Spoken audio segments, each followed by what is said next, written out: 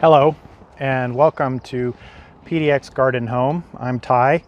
It's a wonderful day to be gardening out here today. It's not too hot. It's been kind of in the low 70s. I was actually in the 60s earlier today, and it's the day after July 4th, so that's a little bit unusual weather for Portland, Oregon, but you know, we make do with what we have when we're gardening. And so if the weather stays like this, then guess I'll be growing more lettuce and maybe some more leafy greens this season, and less of the heat crops. I've got them in. I've got my zucchinis in, and my winter squash, and my tomatoes and peppers and all of that you can see as we kind of show you what we're doing here on a weekly basis. But yeah, we'll see how it goes. We'll see if we get enough hot weather to make that stuff really do well this year or not.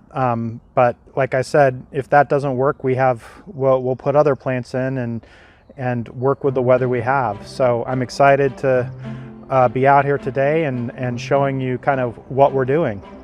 So coming up in this video today, I'll show you some things that I'm seeding that we're actually putting in seeds right now, or planting seeds for the fall garden. It's something we do at the beginning of July. And then I'm going to kind of show you our lettuce. I'll show you our lettuce bed and how we'll harvest a couple of the bigger heads and show you how we kind of plant from starts in our lettuce bed.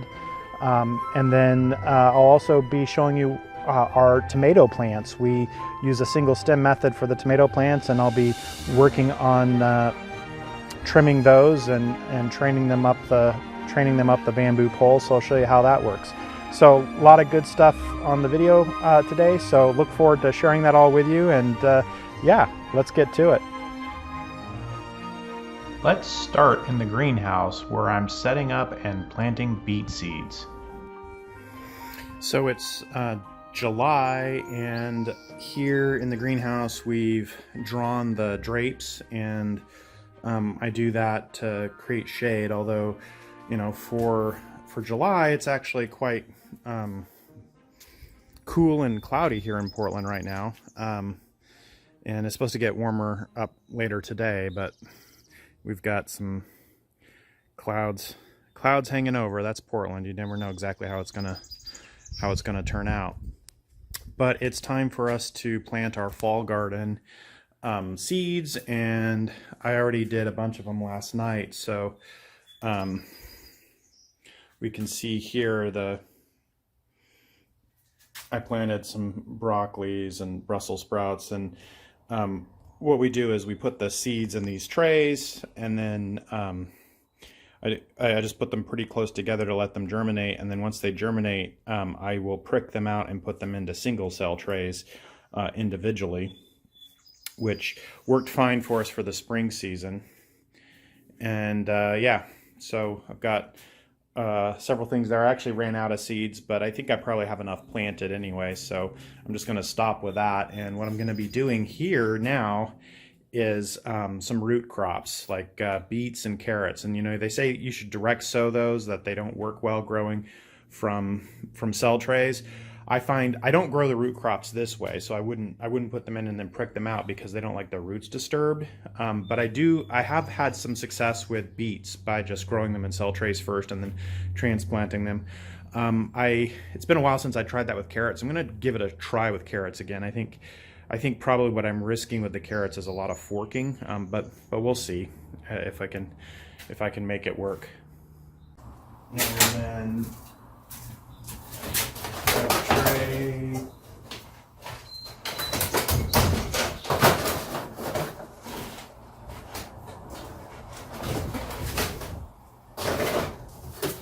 So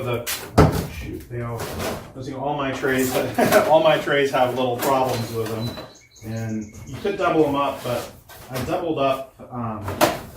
I do double up when I'm filling the tray with dirt to put seeds in directly, but I doubled up for the spring.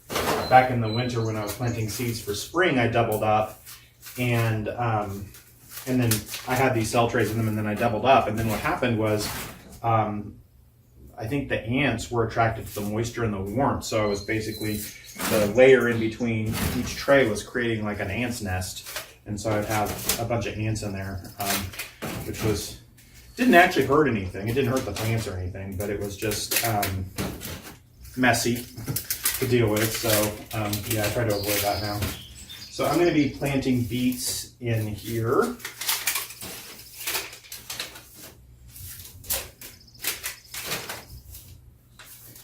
And the way I do this is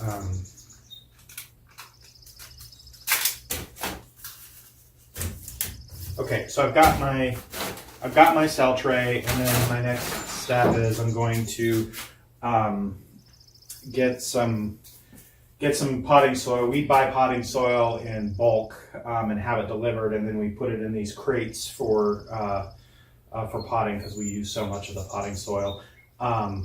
But first, what I need to do is I want to get a bigger bucket, similar to this size. This is my junk bucket, so I don't want to use that. So I'm going to get a bigger bucket for putting potting soil in, and then I'm going to mix it with some organic fertilizer. Now, most people say, well, you really don't need to put fertilizer in your trays when you're germinating because they don't really need the fertilizer till later. But I use an organic fertilizer that takes a little while to break down, and for me, it's just it helps me so I don't have to remember later to fertilize again. So I create a mix that includes some fertilizer in it, which is kind of the same thing. Like if you go to, if you get like the Miracle-Gro potting mix, it already has the fertilizer in it, slow release fertilizer. So I basically do the same thing with an organic fertilizer. I get basically an inactive potting soil that really doesn't have any nutrients in it, and then I add slow release organic fertilizer to that. I get the organic fertilizer here in Portland from a company called Concentrates, and then I use that to fill up the seed trays, which I'll then plant 2 or 3 beet seeds per tray. Okay, so I'm going to do that. So 1 second while I go find a bucket.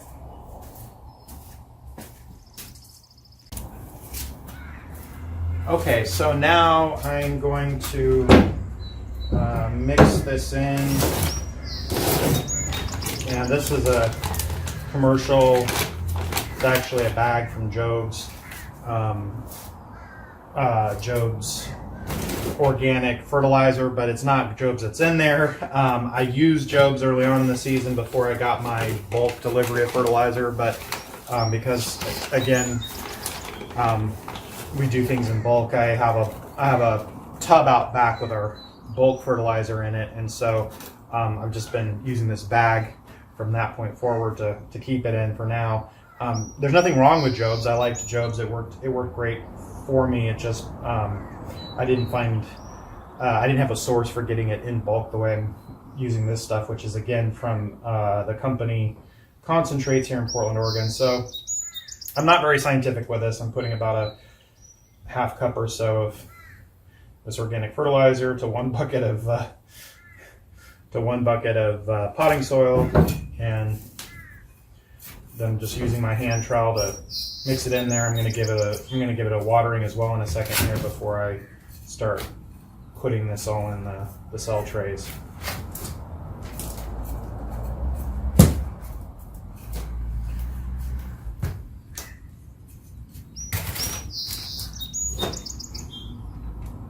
And this stuff does a pretty good job of mixing in, actually. It's like kind of the nature of it, and kind of drops down throughout the mix. Okay, so I got that in there, and I'm gonna give it some more water because again it's really, really dry to begin with.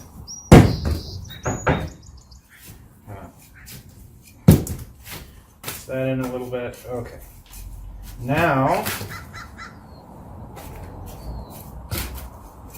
my next step is I'm going to take this and put it into the cell trays, and I often will end up using my hands. I'll put gloves on, but using my hands to do that. So yeah, let me find some gloves. Okay, I got some handy gloves here, so now just put it in, put the the dirt in the cells here. Not a very scientific approach.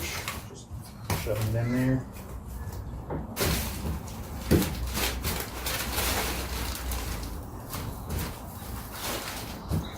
I'm getting it almost full, but not completely full, because rather than trying to bury the seeds in a full cell, I'll put the seeds on top of the dirt that I first put in here, or the potting soil that I first put in here, and then I will,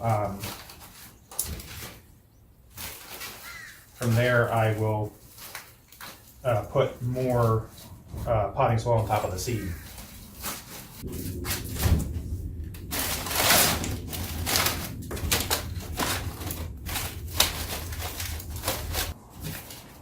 So now I've got I used all my other beets in the spring, so I've got 2 seed packets of beets left. Essentially, my strategy this year was I ordered a bunch of seeds that I would use part of the packet for my spring planting, and then part of the packets for my fall planting. You know, I know people talk about succession planting, where they like plant things like every couple of weeks to make sure they always have something. I'm not that sophisticated yet, so it's I'm just trying to get to a point where I have where I'm kind of replanting for the fall garden and seeing if I can make that work. But that's yeah. So one of them that I'm doing is called Ruby Queen, and this is from Territorial Seed Company. And the other one that I'm doing is the Touchstone Gold, and that's also from the Territorial Seed Company. And I like to touch the seed with my bare hands rather than use gloves for that. I like the tactile feeling of dealing with it. So I'm gonna pour some seeds out into my hands.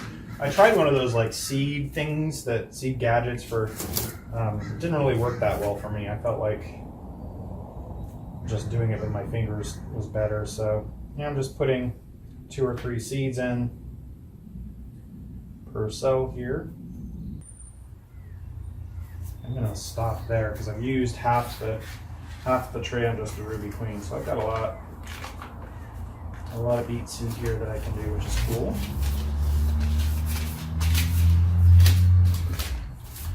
Okay, now I'm gonna do the Touchstone Gold.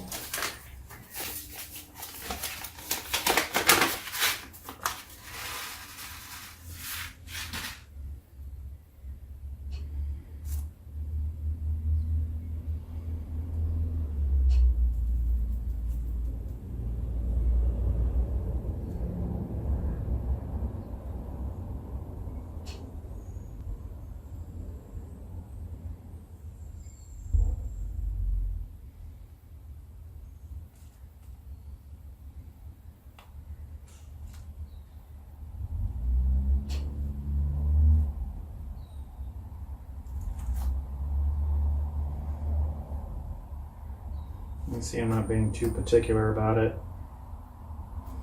2 or 3, try not.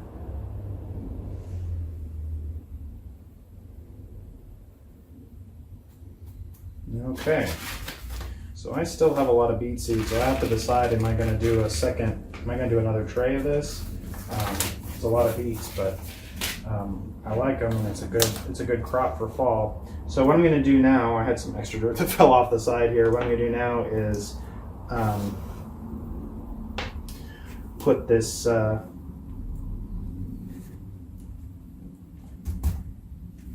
just sprinkle. Okay, so the next step is going to be so now I'm going to slap some labels on here,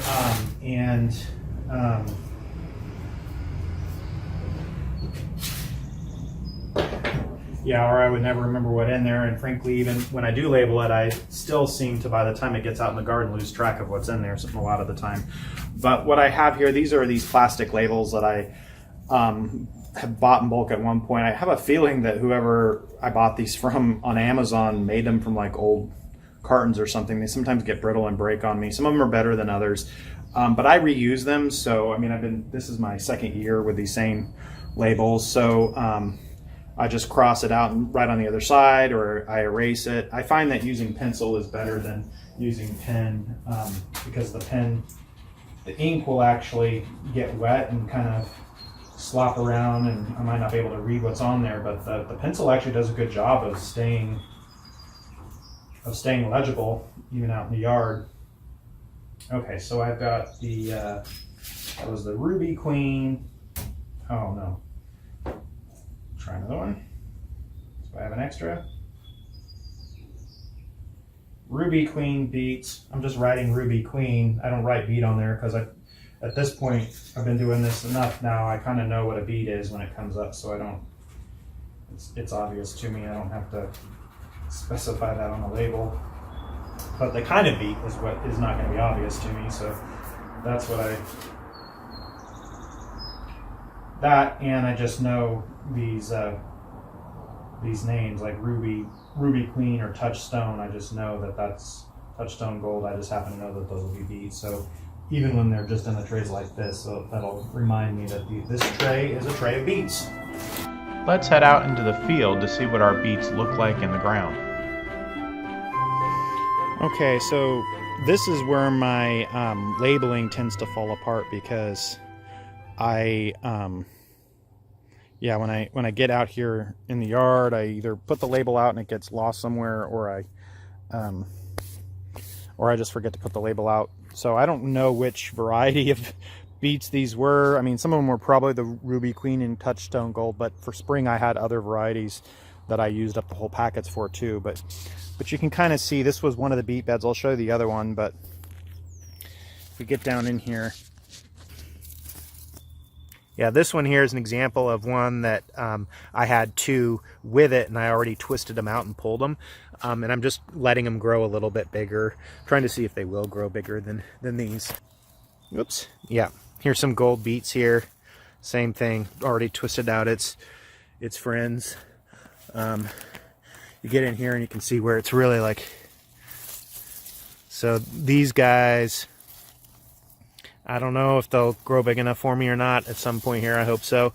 But yeah, they were all planted together. So you can kind of see how that strategy is working here. There's two buddies planted together here.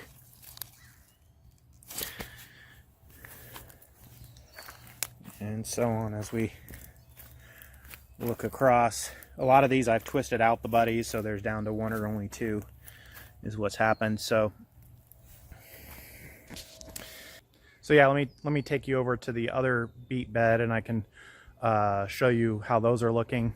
Kind of similar to this.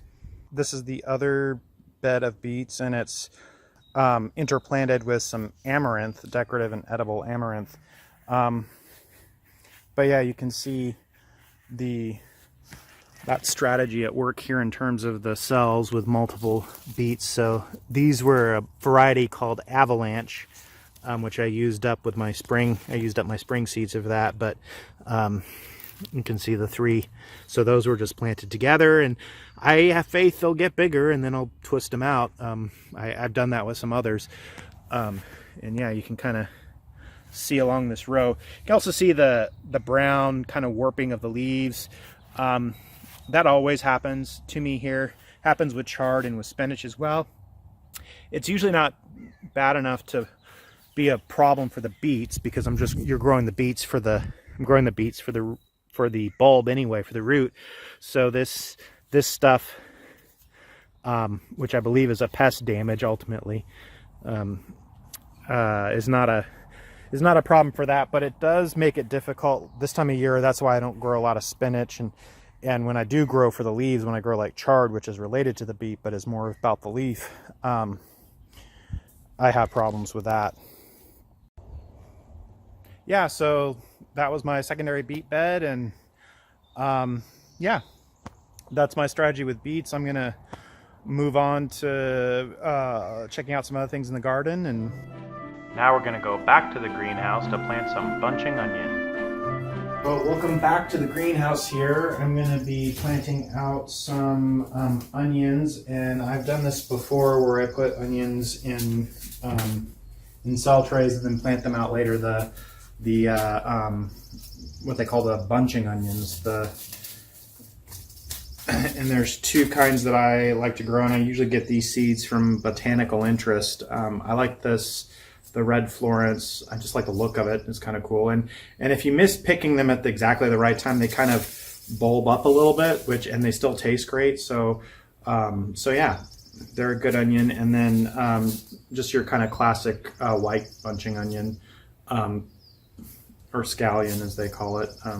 So these are the two that I'm going to be planting out here. Very similar to what I'm doing with beets. I'm just going to take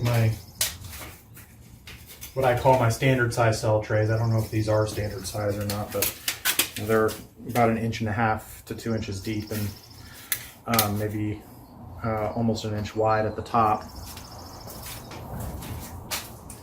All right, so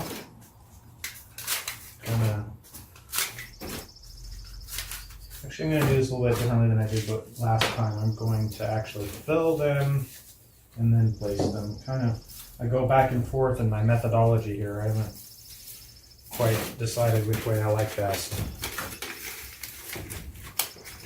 And I'm just kind of filling these mostly the way full, but I'm not worried about getting them all the way full because I'm going to be putting more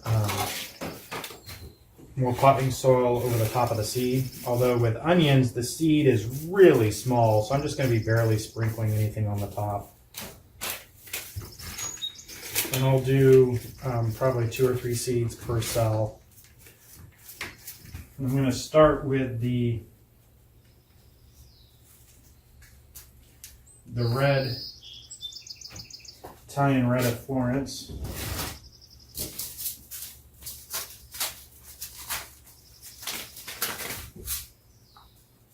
Now I'll use this whole package here because I don't have that many seeds left in it.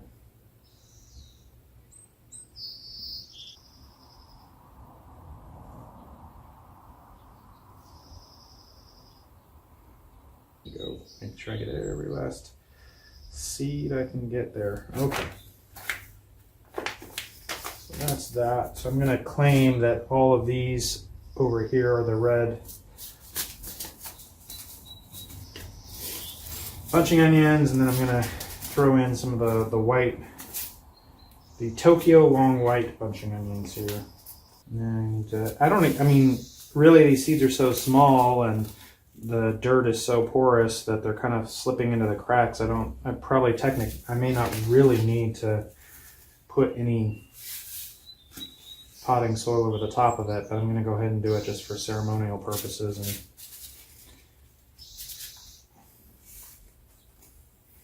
trying to not waste as much of my seed as I can. Okay, there we go.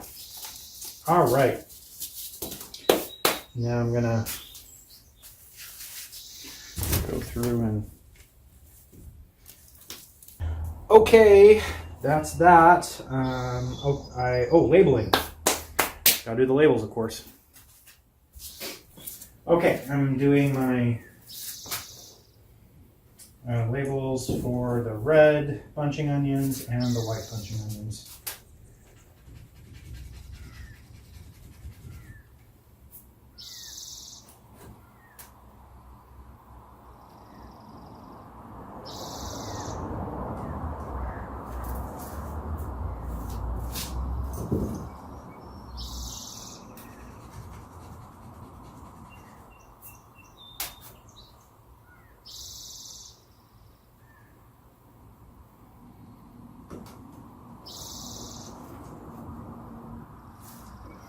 Just going to move this down out of the way here.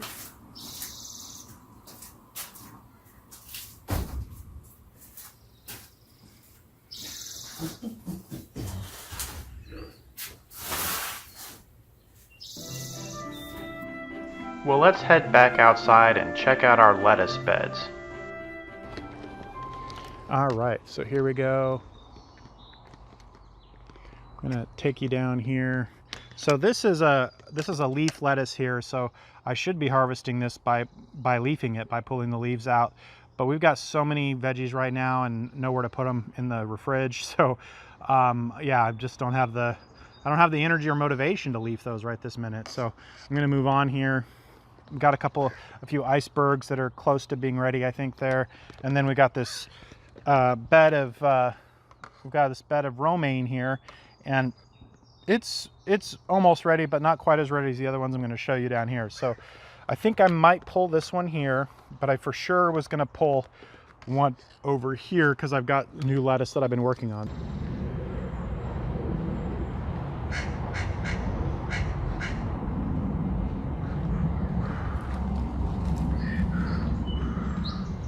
So I have a head here that I had pulled and then didn't, or I'd cut out and then didn't finish pulling.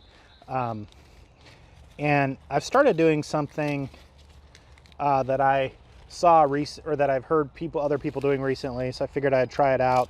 I'm doing, well, no dig is not a new, the no dig philosophy is not a new idea for what I'm doing here, because I don't rototill the beds. I just drop new compost on it every season.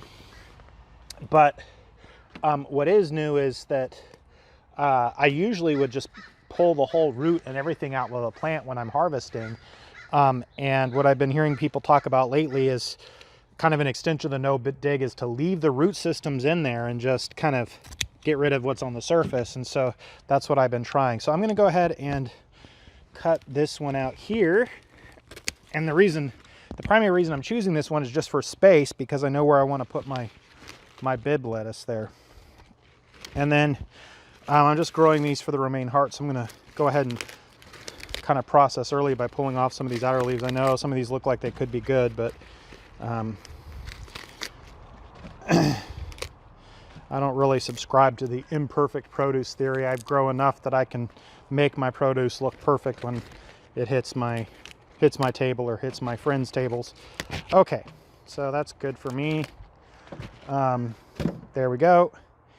And I think I want to get another one. I think I'll do it here.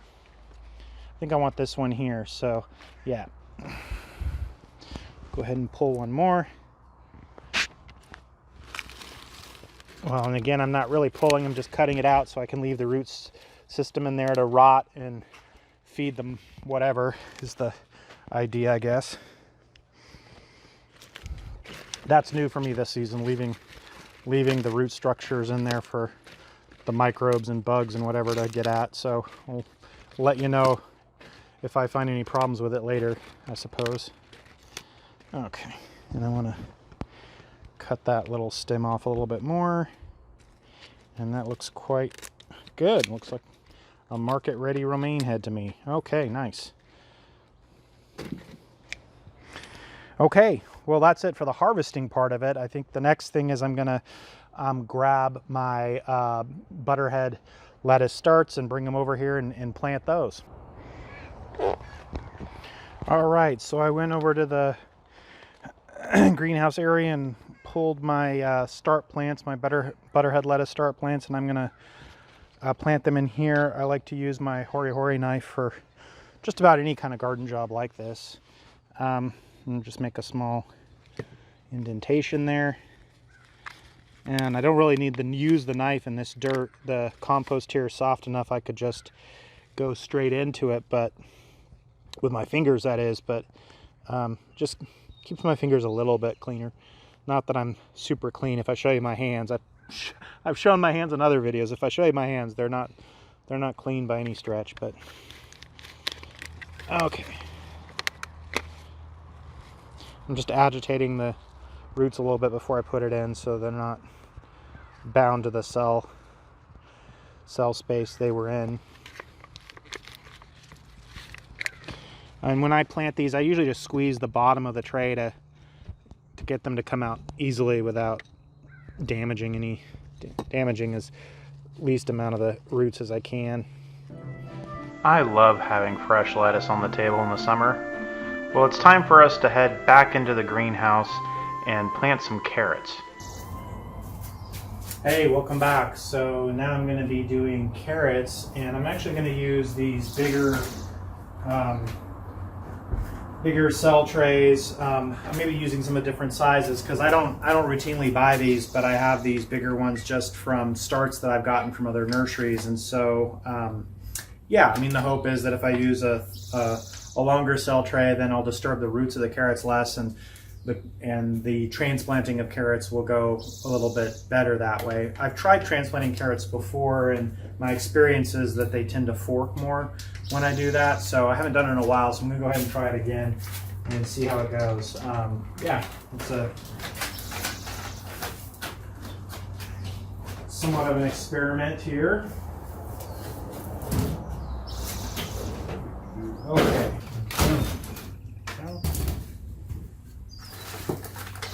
And I think with the carrots, what I'll do is 2 or 3 seeds per cell, and then once they germinate, I'll thin them to one. I'll thin them to one just so roots and things don't get crowded.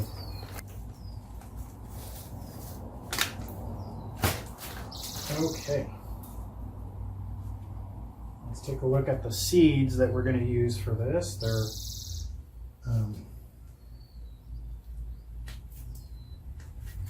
I think they're, well, I won't say till I look at them. I'll show you. I'm going to say where I thought they were from, but wait 1 second and I can tell you for sure. Okay. All right. Yeah, so I've got Danver carrots, and this was from Botanical Interest, so I'm going to use those. And then I've got these Napa F1 hybrid traditional carrots, and these are from Territorial, so I'll use those. So I'll use both here. And I'll start out with the Napa F1s. Well, I think I'm going to use both, but maybe I'm going to use up to what's left in that. So yeah, about 3 seeds per cell there. I'm going to have some leftover seed. Put down some potting soil at the top. These are small seeds, so don't need a lot. Just kind of sprinkle it over for a little bit of ceremonial covering.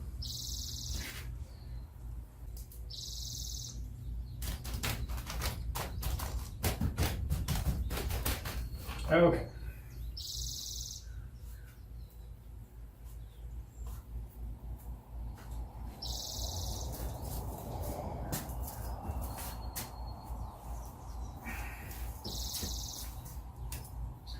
And threw my label on there. So I didn't actually use the Danvers carrots. I only used the Napa F1 hybrid carrots from Territorial for this batch. I'll do another batch. I won't make you sit through that. Getting those plants labeled is so important. Well, now we're going to go back out into the garden and take a look at tomatoes. I plant all the things in the tomato, pepper, eggplant family together, the Solanaceae, and then I surround them with marigolds. And so in between the tomatoes here are eggplants and some pepper plants. And so you can kind of see over here where we're doing the same thing. More tomatoes here, and kind of buried in between the tomatoes. We'll see if this works out or not, but we've got pepper plants in there in between the tomatoes. Over here is this is kind of a, I forget what it was called, but it's a small tomato.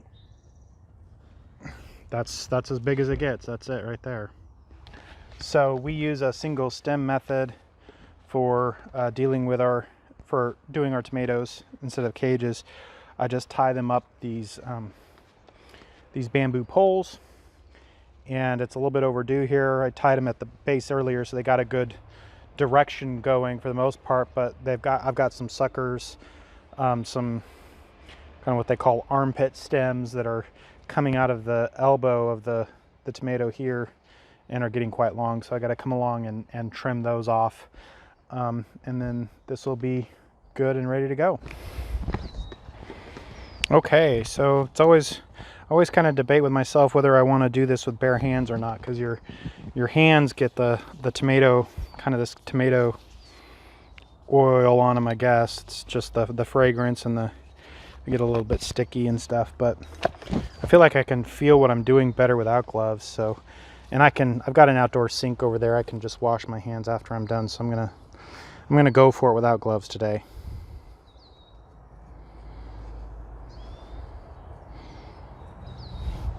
Okay, and the other thing that's always a game time decision is, do I tie first or cut first?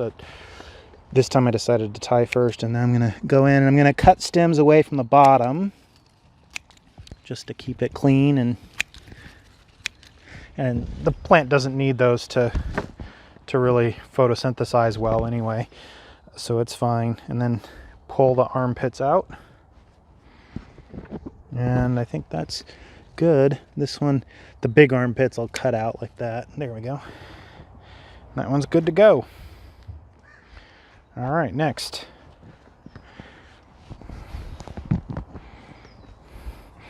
I'm gonna make a cut before I tie up. Dunk. That guy belongs over there, I think.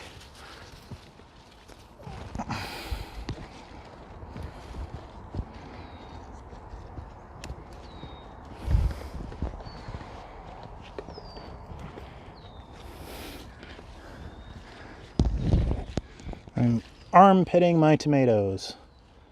Kind of a weird thing to say, but us gardeners know what I mean.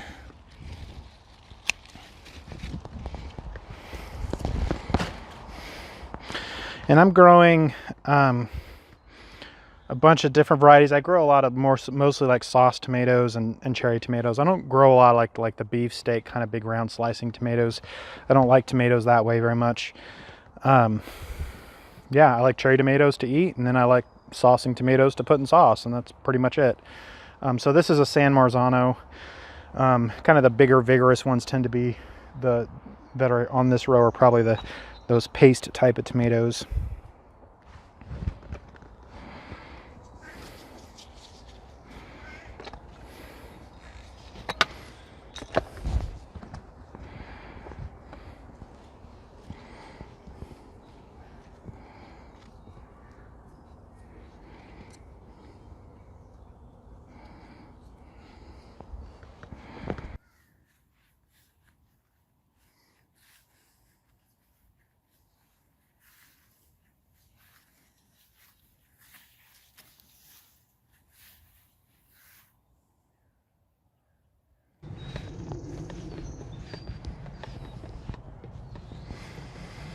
Well, this is an amaranth sitting in the middle of my Three Sisters bed.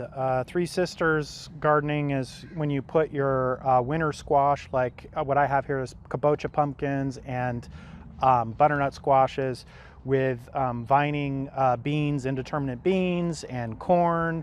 And so that was the intent of this bed, but then I ended up with this rogue amaranth, which is looking nice, but not intended to be here. I also have some sunflowers and some what I think are Caledonia flowers that volunteered their way over here too. So that happens. It looks nice, so we'll keep it. We'll keep it going like that. And yeah, really enjoying this bed and really enjoying this day.